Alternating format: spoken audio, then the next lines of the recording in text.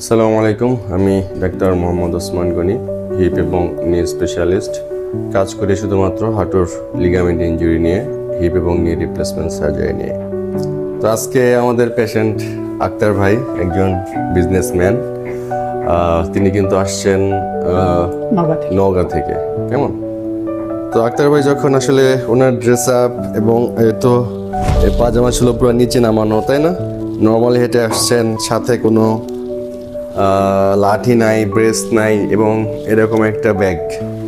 আমি ভেবেছিলাম যে নিউ পেশেন্ট, মানে তার হাঁটার অ্যাটিটিউড এবং রুমে ঢোকার যে ভাবভঙ্গি ছিল, ওর হাতে একটা ব্যাগ ছিল। নর্মালি একদম নির্লিপ্তভাবে সুন্দর মতো ঢুকতেছে না। আমি ভাবলাম মনে হয় নিউ পেশেন্ট, যেহেতু এমআরআই আছে, যে অপারেশন লাগবে কি লাগবে না তাকে একটা সঠিক গাইডলাইন আমি দিয়ে দিতে পারবো। যেহেতু এমআরআই সাথে আছে, তাকে নতুন করে এমআরআই করতে হবে না।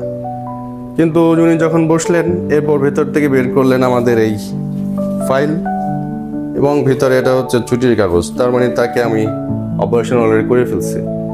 এবং তাও এমন না যে 2 মাস আগে অপারেশন হয়েছে কবে, কেবল 16 দিন আগে।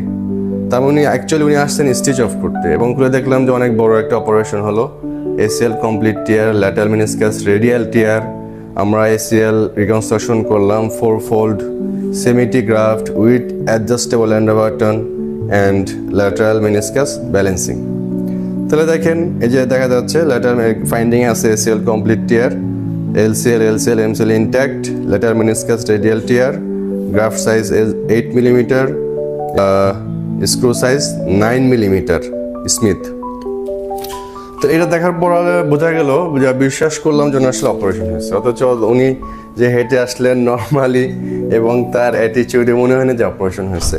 এবং তার হাঁটুতে কোনো ব্রেসও ছিল না। আমরা এরপর কিন্তু তার স্টিচ অফ করলাম, ড্রেসিং করলাম, আলোর মধ্যে ভালো আছে এবং হাঁটু কিন্তু অলরেডি 90 ডিগ্রি ভাঁজ হয়ে গেছে, আলহামদুলিল্লাহ। তো ভেরি নাইস। মেসেজ হচ্ছে এটা যে, এবং আমার তার একটা দেখলাম যে দেখি তাকে খুব বড় কোনো ব্যথার ওষুধ দেওয়া হয়েছিল কিনা, যে তার পেইন নাই, কারণটা কি না। এখানে দেখেন অনলি নাপা 1 দেওয়া আছে, 3 বেলা 3টা করে 20 দিন, আজকে কেবল 16 দিন, তাই না? নাপাই মনে হয় খাচ্ছেন আপনি ব্যথার জন্য, এছাড়া খাচ্ছেন না।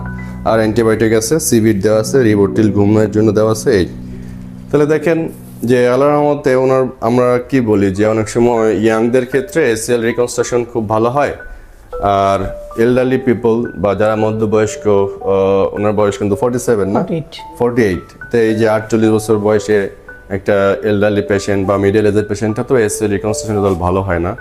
তো এটা কিন্তু অনেকাংশেই সবসময় কিন্তু সঠিক হয় না। আমরা যদি সুন্দর সার্জিক্যাল টেকনিকে করি এবং পেশেন্ট যদি এরকম শুকনা হালকা পাতলা হন, সাহসী হন, মোটিভেটেড হন, তাহলে কিন্তু ডেফিনেটলি এইভাবে একটা আমরা রেজাল্ট পাবো যে পেশেন্ট 2 সপ্তাহ পরে সেলাই করার জন্য আসছেন, অথচ তার মধ্যে অসুস্থতার কোনো লক্ষণ বিন্দুমাত্রও নাই। তো আলহামদুলিল্লাহ যে এভাবে একটা ভালো সার্জারি কিন্তু একটা পেশেন্টের জন্য একটা উপকারী বা একটা সমাধান হতে পারে। তবে এখানে একটা মেসেজ এটা যে আমাদের কিছু নিয়ম মানতে হয় জীবনে চলতে গেলে। প্রত্যেক কাজের কিছু নিয়ম আছে, কিছু ছক বাঁধা ফর্মুলা আছে যেগুলো ফলো করা উচিত, মন না চাইলেও ফলো করতে হবে। তার মধ্যে একটা হচ্ছে যে এসিএল এর পরে যে রিহ্যাবের পার্টগুলো। তো আলহামদুলিল্লাহ আক্তার ভাই ভালো আছেন, সবই ঠিক আছে, কিন্তু তারপরও আমাদের উচিত এটা যে যতই আপনি কনফিডেন্ট থাকেন, যতই ভালো থাকেন, যতই ব্যথা মুক্ত থাকেন, তারপরেও যে ব্রেসটা পরা, কেমন 1.5 মাস ব্রেস পরবেন হাঁটার সময়, কেমন? তারপরে 2 লাঠি না নেন, অন্তত একটা লাঠি নেন। এতে কি লাভ? আপনার হয়তো বা লাঠি ছাড়াই আপনি অনেক কনফিডেন্ট হাঁটতে পারতেছেন, তারপরেও যে গ্রাফটা আমাদের হাঁটুর মধ্যে থাকে, জাস্ট আমরা নতুন থেকে সেট করে দিয়ে আসলাম, 16 দিন হলো। তো আস্তে আস্তে গ্রাফটার সাথে আমাদের যে আপনার যে উপরের হাড় এবং নিচের হাড়, তো এই জয়েন্টের মাঝখানে তো আমাদের গ্রাফটা বসানো, এসিএলটা বসানো।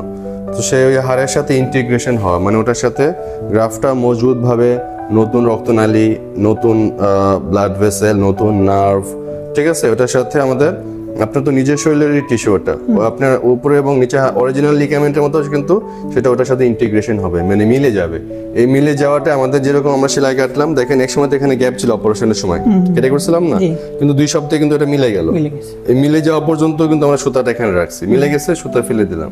একইভাবে আমাদের গ্রাফটা হাড়ের সাথে মিলে যেতে 3 মাস থেকে 6 মাস সময় লাগে, ঠিক আছে? সো ওই 3 মাস কিন্তু আপনাকে টাইম দিতে হবে। যেমন আপনি কিন্তু সেলাই দেওয়া ছিল, এখানে কিন্তু আপনি কাটা মানে ডলাডলি করেন নাই, ওপেন করেন নাই, যেমন তেমন নাড়াচাড়া করেন নাই, করছেন কি আপনাকে সেফ রাখছেন, ড্রেসিং দেওয়া ছিল। তো একইভাবে আমাদের ওই গ্রাফটাকের জন্য গ্রাফটেরও কিছু সেফ গার্ড আছে, নিরাপত্তা আছে। তার মধ্যে একটা হচ্ছে এই যে প্রথম 2 সপ্তাহে পায়ে অল্প ভর দেওয়া, হাতে ক্রাচ ব্যবহার করা, তারপর হচ্ছে আমাদের এটা কি নাম যেন, ব্রেস পরা, ঠিক আছে? এগুলো আপনার ভিতরে গ্রাফটের সেফটির জন্য। তো যত বেশি আপনি এই সেফ গার্ডগুলো ব্যবহার করবেন ততই আপনার গ্রাফটটা সুন্দর থাকবে এবং আপনার এসিএলটা ফেল করবে না। আমাদের অনেকেই আছেন যে বলে যে বাংলাদেশে অপারেশন করলে রেজাল্ট ভালো হয় না বা ছিঁড়ে যায়, সমস্যা হয়। আসলে অপারেশন তো ম্যাক্সিমাম ডাক্তাররা যারা করেন গুড ফেইথে করেন, তাই না? আপনার একটা ভালো উদ্দেশ্য নিয়ে করেন, গুড অবজেক্টিভে করেন। কিন্তু ম্যাক্সিমাম ক্ষেত্রে দেখা যায় যে রোগীরা এই নিয়মগুলো মানতে চান না, তারা রিহ্যাবটা কমপ্লিট করেন না, তারপর হচ্ছে ব্যায়ামগুলো কমপ্লিট করেন না। যখন একটু ভালো হওয়ার একটা লক্ষণ চলে আসে তখন তারা নিয়মকানুন মানেন না, তখন যে কিন্তু গ্রাফটা ফেল হয়। সো এই যে আপনি নিয়মগুলো মানবেন, আমরা শুধুমাত্র কাগজে লিখে দেওয়া, ওখানেই আমরা বললাম, কাগজে লিখে দিলাম, এখানে যাতে সীমাবদ্ধ না থাকে, যাতে এটা বাস্তবিক জীবনে এটা অ্যাপ্লাই হয়, ঠিক আছে?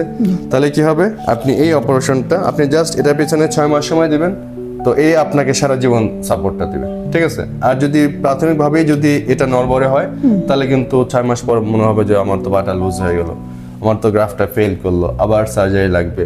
তখন যে প্রশ্ন ওঠে যে বাংলাদেশ সার্জারি করলে সার্জারিটা ফেল হয়, ঠিক আছে? সো আলহামদুলিল্লাহ আমাদের কিন্তু রোগীরা খুবই পজিটিভ ফিডব্যাক, যে 2 সপ্তাহ পর রোগী আসতেছেন ব্যথা ছাড়া, ক্রাচ ছাড়া, ব্রেস্ট ছাড়া, ভেরি গুড থিং। এটা একদিকে যেমন পজিটিভ, যেমন পেশেন্টের গুড আউটকাম, একইভাবে আমাদেরকে এটা একটু মানে স্ট্রেইট ওয়েতে ফলো করতে হবে যাতে নিয়মগুলো মানা হয়। এটা গ্রাফটের সেফটির জন্য এবং হচ্ছে এই হাঁটুর ফিউচার সেফটির জন্য কিন্তু আমাদের নিয়মগুলো মানা উচিত, ঠিক আছে? ভালো থাকবেন সবাই, আসসালামু আলাইকুম।